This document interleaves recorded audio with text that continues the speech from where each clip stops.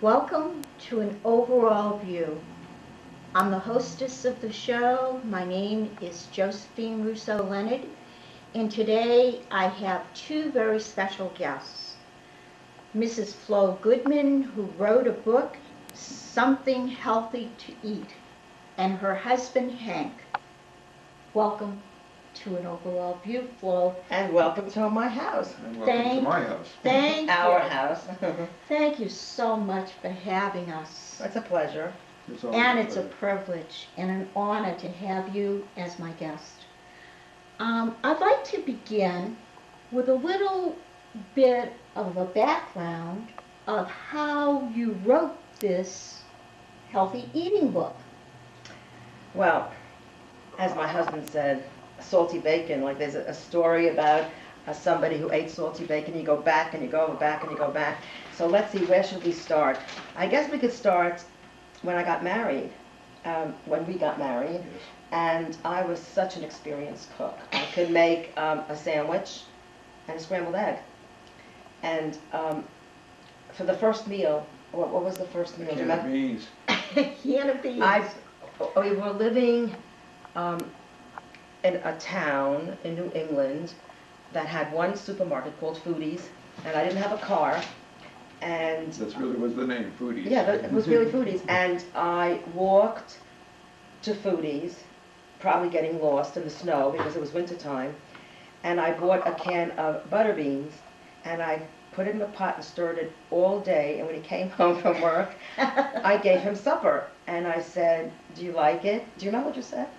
I don't remember exactly I what do. it said, but I I was do. very polite about it. No, he's eating, and he said, it's okay. So anyway, I had to learn how to cook.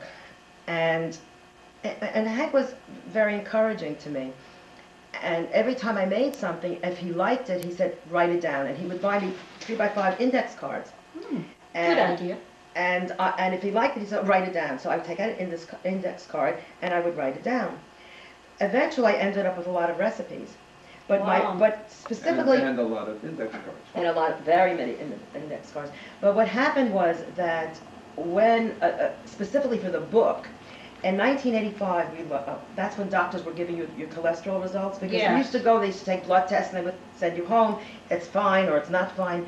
But at that time, they were giving cholesterol tests, and his was high.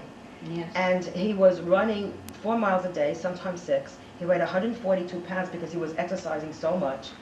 And still his cholesterol was high. Now, mine wasn't. And so I was wondering, like, why is it high? And the doctors, I think it was before Lipitor and everything. Oh yeah, I don't think Lipitor was even Or out those- at that time, yeah. And they just said, get it down. Get the cholesterol down. So how do you do it? So I can't remember exactly how I did it, but I started researching, and I learned that there's really a connection between what you eat and your cholesterol level, especially if you're prone, or and you could say it's inherited, because his father had heart issues and a partial heart blockage, then he needed a pacemaker, and he eventually did die of a heart attack, but he didn't have a good old age. When I got married, I met my father-in-law, he was just not having a happy golden years, and that was because he wasn't feeling well. So anyway, I researched it, and I was able to change ingredients in recipes. Now, I know you'd be interested in this. Since I have a kosher home, I had to change recipes anyway Yes. to make them kosher. So now I'm changing them to make them healthy. It was really hard at first because certain things like muffins, how did the muffins come out?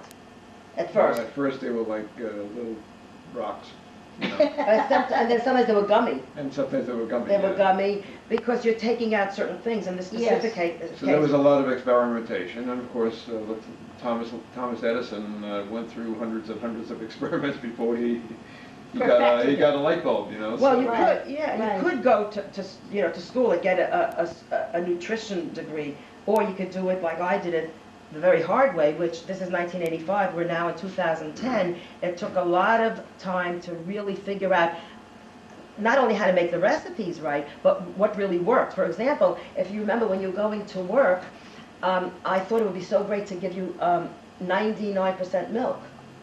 And that 1%, that's animal fat. His cholesterol just shot up Oh, because it is an animal fat. And 1% is really a lot. It sounds like a little. It didn't seem like much, you know. right.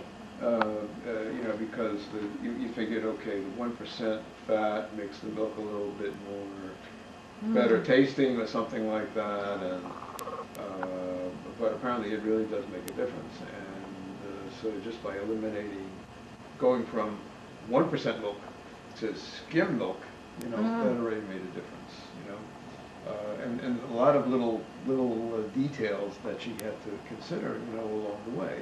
For example, when we were doing a lot of research, and a lot of the stuff that we buy in the supermarket, we don't realize has a bad effect on us. Now, some of it is improving because a lot of the manufacturers now are changing their processes, but certain ingredients in food, such as high fructose corn syrup, Yes. or partially hydrogenated fats, are very, very important in terms of increasing cholesterol. And also, there's so many things, but you forgot to mention one of my big concerns and beefs is all that sodium. Because you Sodium. think Yes, you think yes. you could be I get eating. a lot of complaints about sodium. You think that you could be eating products. like so healthy, Yes. healthy, and you could buy organic, expensive, something healthy, and then you read the sodium content, and it's And that throws the whole thing off. Of course, and what I did do, one of my shows that I did for Lincam TV, Yes. and one of my shows I made a Bloody Mary, which the main ingredient is tomato juice. Yes. And another show I made, tomato soup, which of course the main ingredient is tomato soup. But what I do is I make my own tomato juice, and you can buy, I buy marinara sauce, no salt marinara sauce, which has a lot of seasoning in it, but good seasoning, like basil, oregano, and I mix it with water, and it's like the only sodium you have is the sodium of the tomato. So that's a big thing also. There's lots of things to watch, but I figured it all out in the cookbook, and he never took medicine. I was able to take this 240. The latest checkup that he had, his cholesterol reading was 150, which that's excellent, and the ratios were good. Wonderful. So it's not only eating right, we still exercise. You have to exercise, you have to have portion control, Yes. and you have to really watch what you eat, because it's not only what you eat, it's also what you don't eat. It's So like constant attention to detail. It really is, Like she's talking about the tomato juice, for example. That's a perfect example. If you look at many of the commercial brands of tomato juice, I'm thinking of one in particular. It has 700 milligrams of sodium. Yes. Now, per glass. Yeah. Now was it RDA, I think it is, recommended daily allowance of sodium is 2,000 milligrams. So if you have 2 glasses of tomato juice, you've already blown up practically your entire 1,400, daily yes. allowance. About the sodium. And that is one of those things that is very insidious. Yes.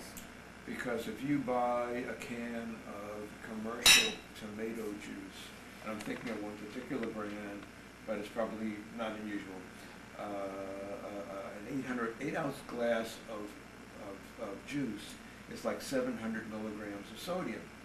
But the government recommends for an adult that you should have no more than 2,000 milligrams. Yes. So if you have like 2 glasses of tomato juice, you've already blown practically the entire That's daily true. allowance. That's true, Hank. That's very true. And so those are the things that you have to pay attention to when you're selecting ingredients for what you're cooking. Yes. And I'd like to get back to Flo